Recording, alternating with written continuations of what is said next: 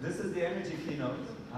Several months ago, when I started discussing with Zhao the agenda for this year's event, I told him very quickly that I wanted to do the energy keynote.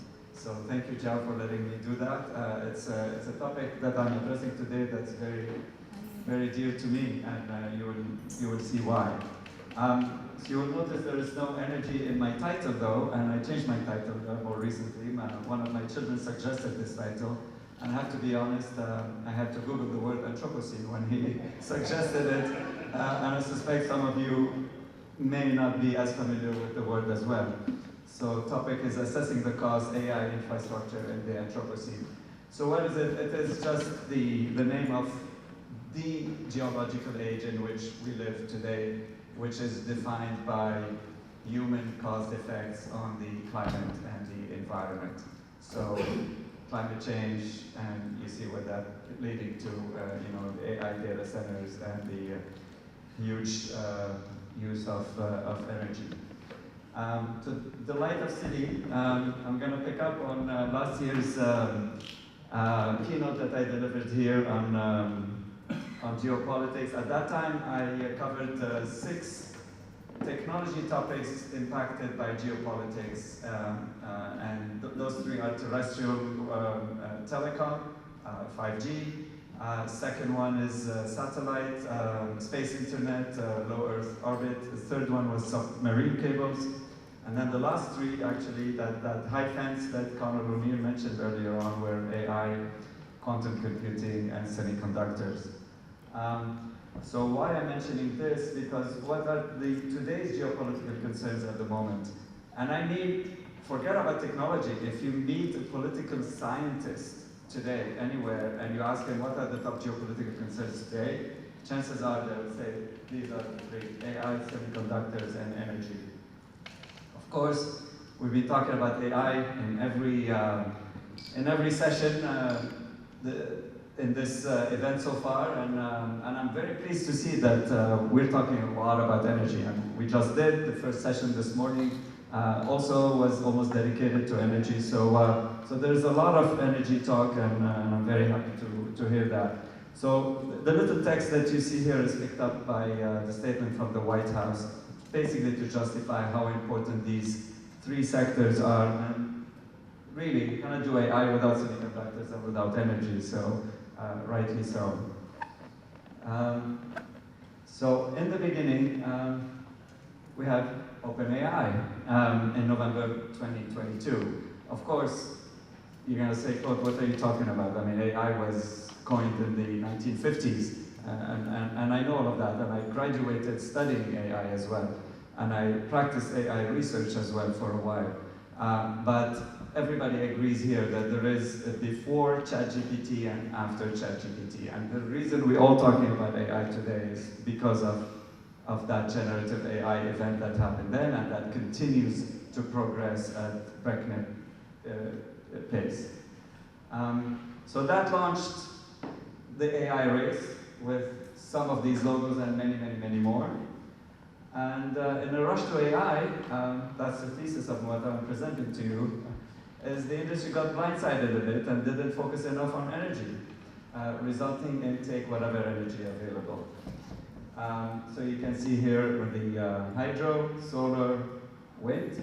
Of course, there are others like geothermal, also we talked about, but also nuclear, and I'll talk a little bit more about nuclear, and unfortunately, a lot of coal, including in Indonesia, where we are here doing this event.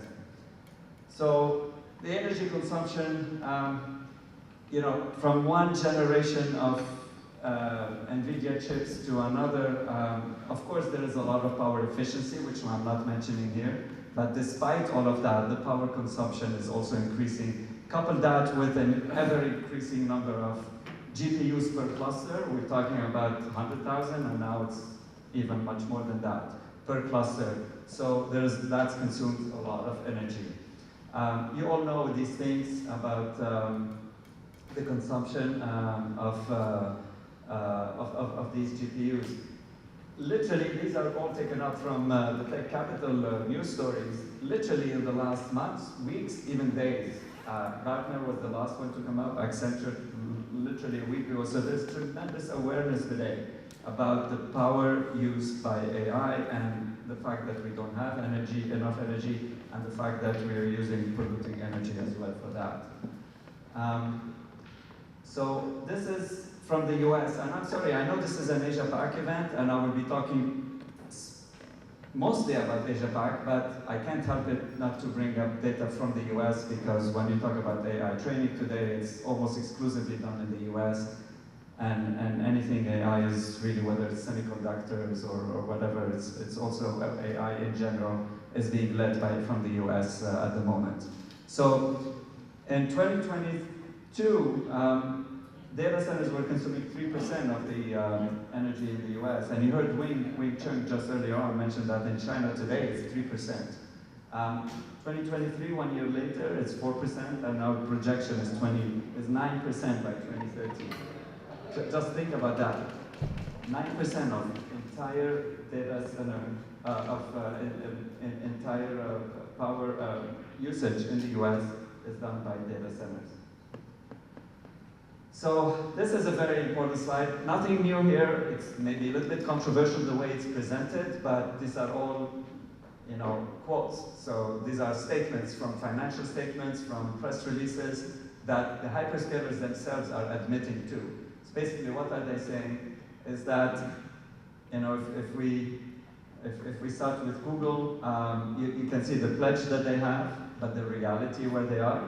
So not really on track with that pledge. I love that quote from Eric Schmidt, former Google CEO, by saying, I'd rather bet on AI solving the problem. This is kind of the removing some guilt and saying, okay, we're burning all of that, but AI, if we don't do that, then we don't have the solution, because AI is going to give us the solution for climate change. So he's betting that AI is going to give us, but in the meantime, we're polluting, it's okay. Microsoft, we cannot slow down the expansion of AI. You see the pledges, Reality, Meta, AWS, etc. So basically it's in the title, deprioritize is the key word here. The hyperscalers still have the very active, they're driven by their stakeholders, shareholders, their employees, etc., to have very, very strict and try to meet those pledges as much as possible. So they're very active, pouring a lot of dollars, and I will give you a lot of examples of what good they're doing. So the key word here is that deprioritizing versus AI development. So AI development is taking center stage, and the AI and the carbon neutral pledges taking a little bit of a backseat in comparison. So this is all relative. So I mentioned I was going to talk about nuclear a little bit, and we did talk about it earlier in previous sessions. You all know the pros and the cons. The cons here in Asia, we had the Fukushima incident in 2011. In the 80s, we had other incidents in 3 Mile Island in the US and Chernobyl in the Soviet Union. So nuclear has been having a very bad press for a very long time. But the pros are undeniable. You can see them here, 100% carbon-free. There is now, because of the lack of energy and because of AI and all of that, there is a tremendous effort to go back, and you can see to use nuclear as much as possible, including what we're calling the small modular reactor, SMR. SMR is a technology in development, it's not ready. Estimates are it will be ready by the end of the decade. And it's not as easy as just having the technology. I'll get to that in a second. But you can see here also how the hyperscalers are leading, either like in the case of Microsoft, reviving an entire nuclear station which was shut down just a few years ago, as a matter of fact, just 5 years ago in Pennsylvania, 3 Mile Island, or AWS as purchasing, also doing that in another site in AWS in Pennsylvania. So this is, I picked up from an article in the Tech Capital, and well done, Zhao or Jack, I don't know which of you two interviewed Borovas. You did? You did, yeah. Well done. He's a good friend, as a matter of fact, George Borovas. I was very happy to read him in the Tech Capital. So George, those of you who don't know him, who have not read the article, I summarized it here, is a lawyer, and he's one of the leading experts on AI globally. And this is what he told Jack, basically, if I may summarize it here, that it's not as easy to deploy SMR. It's going to take a lot of effort. You need regulation, policy, planning, permitting, project delivery model. It's not just having the technology in place, but also how to integrate it with the project that you have and to achieving scale. So I'm concluding here this slide with using a bit of a play on the words here, but as AI emerged out of its own winter, I told you I did my graduate degrees in AI, and the term was coined back in the 50s, so only now we're having the very first major breakthrough that everybody's on the street, you stop him, you ask him about AI, he knows about Gen AI and ChatGPT and so forth. So it has emerged out of its winter, and there is a lot of very fancy forecasts about what AI will do for humanity. But nuclear is still has the bad reputation because of those counts. So because of AI, could we go back and revive nuclear in a positive way? So I want to pick up on some good news stories here. So I'm not just saying that we're not doing enough, but there's a lot that's being done. I'll give some examples here. I have 2 slides about collaboration between the industry and the data center owners, operators, or investors, as well as the energy sectors, the utilities. First of all, starting for example, again, an example from the US, where you can see there's more and more power being used by the data centers. A lot of states now are taking an approach, for example, in the case of Nebraska, that generate more electricity because of the data center requirements, and they passed on that cost to the population. The state of Texas refused to do that and asked the data center operators to pay for it. So there's the bit of a debate going on from state to state or project to project in the US. And we're likely to see it elsewhere as well. Because again, what's happening first in the US always happens a couple of years later in Europe, and then a couple of years later in Asia-Pac. But here are some positive projects happening there. I picked up all projects from Asia-Pac. So Google, in partnership with BlackRock, solar in Taiwan, Equinix Wind in Australia, with TAC Energy, Actis, not too long ago, in the Philippines with the utility there, Meralco for solar again, and Microsoft again, solar 2 projects, with CLP, AirTrunk in Hong Kong as well as in Japan. More collaboration, again, recent news, so that's why this is so happening so fast. A lot of this picked up from Tech Capital News, so Jack, good job, keep reporting all of this for us to keep us informed. So I'm just packaging here today what you guys are already reporting. So KKR ECP was major news, also just happened just a few weeks ago, as well as, this was in the US, as well as you can see here a project across Asia between Digital Edge and Peak Energy. So a lot of collaboration between investors, KKR, operators, Digital Edge, and the energy producers. I'm going to do a deep dive here on a select countries from Asia-Pac, all of them. This one is Johor, so not really the whole of Malaysia, but talking about Johor. Johor's DC capacity in pipeline today, 1.6 gigawatt. Total renewable capacity, 9 gigawatt, but unfortunately, non-renewable energy is 82% of that. So all of that tremendous growth happening in Johor, most of it is still powered by polluting fossil fuels, and coal generating power is 43% of that. You can see the hydro plants here. Most of them are located in. Do we have this? No, we don't. Located in eastern Malaysia, as opposed to peninsular Malaysia, where Johor and Klang Valley and all the population centers are. These are some positive developments happening in Malaysia for developing renewable, mostly solar. Second example is Singapore, well known. Everybody knows it, but allow me just to take a couple of minutes here to summarize it, what happened. 2019, the moratorium to meet these net zero emissions set by the country. 2023, another 80 megawatts, literally last year, awarded 4 times 20, you all know that. And now everybody's expecting a new CFA early next year for 300 megawatt and possibly an extra 200. So that's a country that has taken action, but you can see this action this last one, to be honest, has surprised me. This was a cautious return to it in 2023 with 80 megawatt.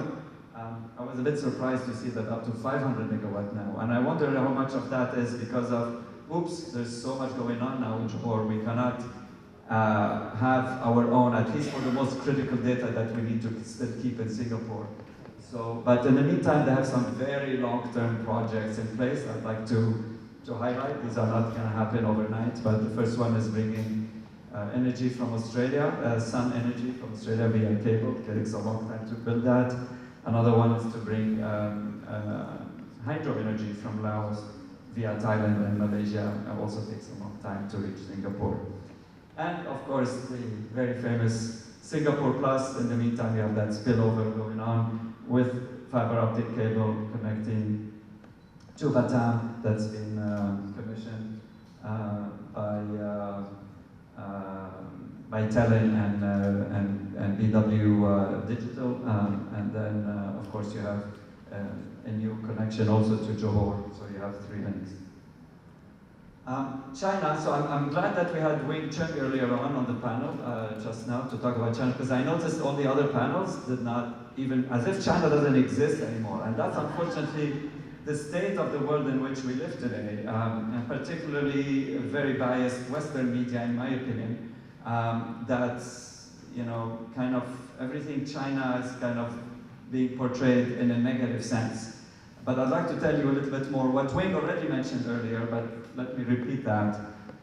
First of all, China, I hope you all know this, but if you don't know, it's the undisputable leader in green energy and decarbonization in the world. Full stop. Nobody comes close around the world. And unfortunately, the rest of the world the West is trying to fight that by saying, oh, you've done that through subsidies, and therefore it's, we don't want it. That's very, very unfortunate. So you can see some of the fantastic work that China's done, and I happen to have visited some of those research facilities and ecosystems and plants and so forth, and it's really eye-opening. So the renewables make up 50% today in China of total capacity, of total generation capacity. Decarbonization now drives China's Belt and Road push. It's got a name, it's called the Green Silk Road. So exporting a lot of that to Indonesia, to Africa, to Latin America, to a lot of countries. And I like that, for example, you know, some of the goals, you know, increase utilization rate of renewable energy data centers by 10% annually starting next year. So I like that, you know, incremental goals to reach the ultimate goal. And Wayne mentioned that East-West very quickly. He didn't explain what East-West is. So you can see it on the graph here. You know, the populations in China are in the east, and yet the renewable energy is in the west. So you have the central north, Inner Mongolia, where you have the wind, you have the solar in the west, and you have the hydro in the central south, in Sichuan, Yunnan, Guizhou. So a lot of renewable energy there. So the idea is to position the data centers where the renewable energy is, right? And of course, all connected via fiber optic lines. That's what the East-West China is. So the next country I want to talk about, India. Yeah, not a very pretty story today. Proportion of coal-generated energy is still 75%. I know there's a lot of good stories, a lot of good projects taking place, and I've mentioned 3 of them on the right side. And I had to include Indonesia as well. Indonesia is complicated a little bit.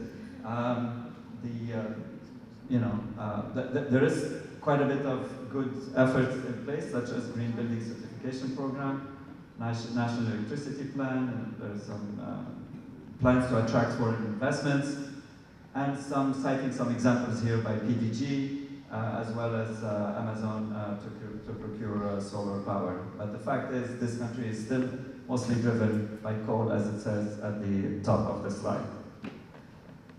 So I want to finish here with best in class, which is, unfortunately, we're not seeing much yet in Asia-Pac, but these are two companies in the Nordics. If you've never heard of them, it's good that you try to Google and see what they're doing, because these are literally best in class.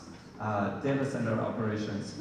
We don't have such companies in Asia-Pac, period. We don't.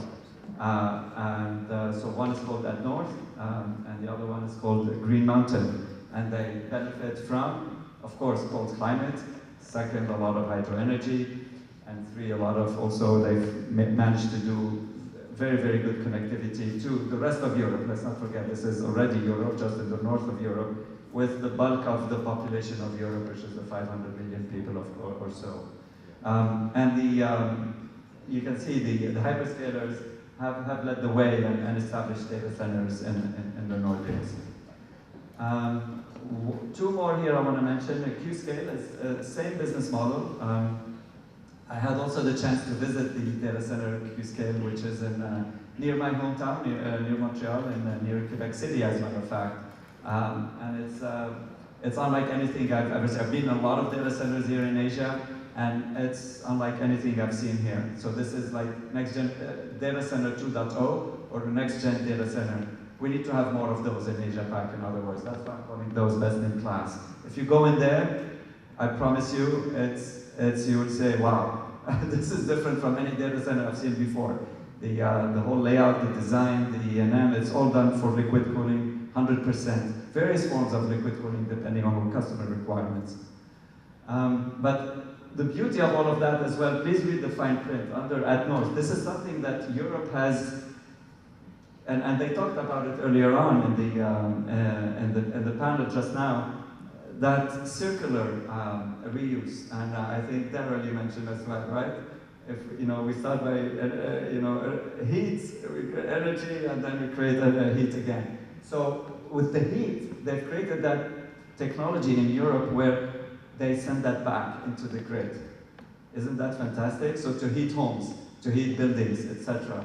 Even Canada don't have that technique. So when I visited Qscale, they have waste heat recovery, so they send that to for agriculture in the winter, but it doesn't go back into the grid, so it goes into private projects.